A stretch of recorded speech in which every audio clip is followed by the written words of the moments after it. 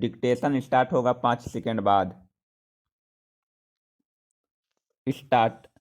भारत के जितने भी प्रधानमंत्री हुए उन सभी की अनेक विशेषताएं हो सकती है, लेकिन इंदिरा गांधी के रूप में जो प्रधानमंत्री भारत को प्राप्त हुआ वैसा प्रधानमंत्री शायद दूसरा नहीं हुआ। इसका कारण था कि उन्होंने विभिन्न चुनौतियों का मुकाबला करने में सफलता प्राप्त की। युद्ध हो, विपक्ष की गलतियां हो, कूटनीति का अंतर्राष्ट्रीय मैदान हो या देश की कोई समस्या हो, इंदिरा गांधी ने अक्सर स्वयं को सफल सिद्ध किया। इंदिरा गांधी के समक्ष जितनी चुनौतियां आई उनका सामना उन्होंने अपनी राजनीतिक एवं प्रशासनिक क्षमता के साथ सफलतापूर्वक किया। यही बात उन्होंने अन्य से भिन्न करती है। इंदिरा गांधी का जन्म 19 नवंबर 1917 को इलाहाबाद के आनंद भवन में हुआ था।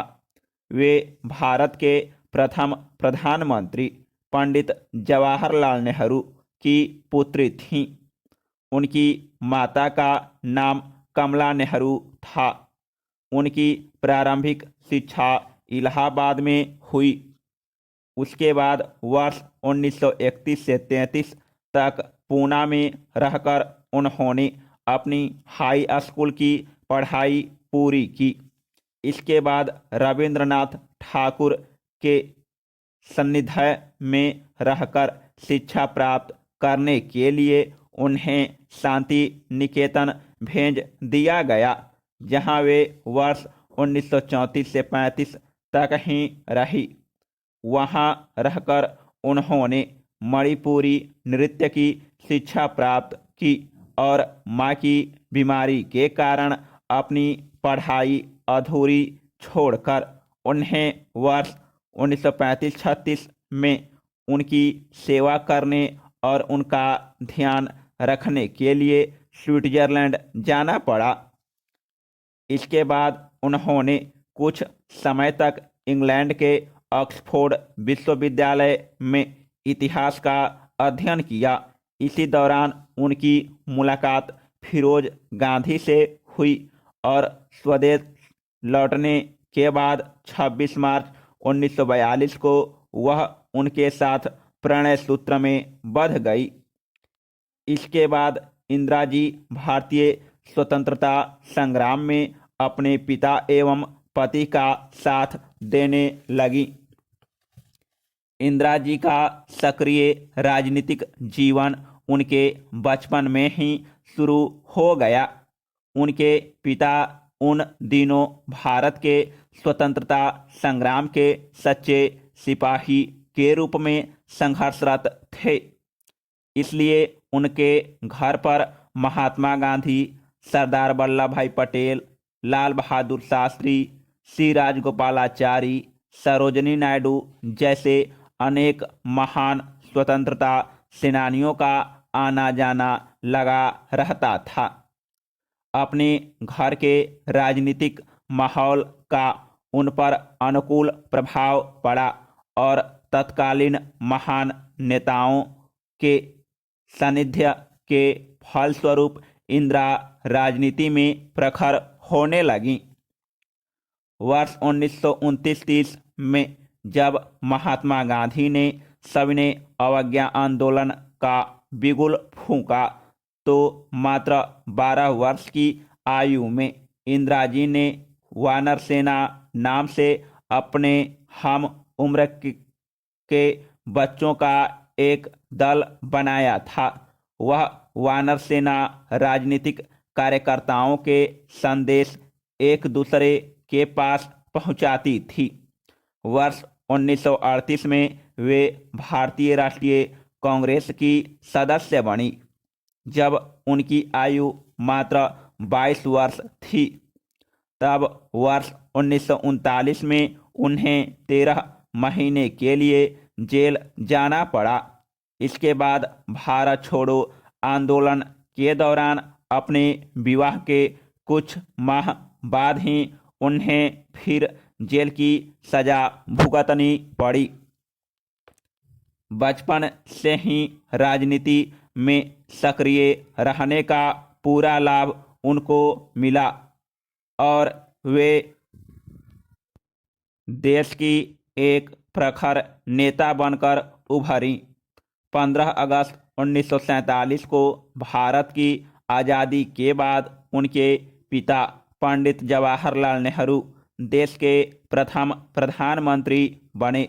इस दौरान इंदिरा गांधी कांग्रेस के सक्रिय कार्यकर्ता के रूप में अपने पिता का साथ देती रहीं। वर्ष 1959 में उन्हें कांग्रेस का अध्यक्ष चुना गया। वर्ष 1964 में पंडित जवाहरलाल नेहरू के निधन के पश्चात जब लाल बहादुर शास्त्री देश के दूसरे प्रधानमंत्री बने तो उन्हें सूचना एवं प्रसारण मंत्री बनाया गया। 11 जनवरी 1966 को लाल बहादुर शास्त्री के निधन के पश्चात उन्हें सर्वसम्मति से देश की प्रथम महिला प्रधानमंत्री चुना गया। अपने प्रधानमंत्रित्व काल में उन्हें अनेक समस्याओं का सामना करना पड़ा, किंतु अपने पक्के इरादे, साहस एवं धैर्य के साथ उन्होंने हर समस्या का डटकर सामना किया। वर्ष 1966 की अकाल समस्या हो, वर्ष 1969 का राष्ट्रपति चुनाव हो या वर्ष 1971 का आम चुनाव, इंदिरा गांधी ने सभी संकटों का सामना डटकर किया और उनमें सफलता पाई। वर्ष 1971 के युद्ध में पाकिस्तान को कड़ी शिकस्त देने के बाद बांग्लादेश का निर्माण कर इंदिरा ने अपनी क्षमता एवं साहस का परिचय दिया। विश्व के बड़े राष्ट्रों की चिंता किए बिना 18 मई 1974 को उन्होंने राजस्थान के पोखरण नामक स्थान पर देश का प्रथम सफल परमाणु परीक्षण कराया। इसके बाद उन्हें विश्व के कई देशों के विरोध का सामना करना पड़ा, किंतु कोई भी विरोध उनके इरादे में बाधा नहीं बन सका।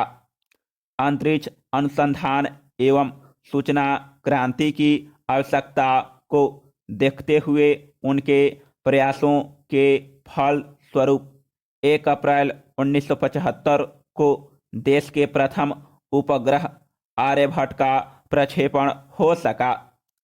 प्रधानमंत्री बनने के बाद से ही इन्होंने देश से गरीबी उन्मूलन का प्रयास शुरू कर दिया था।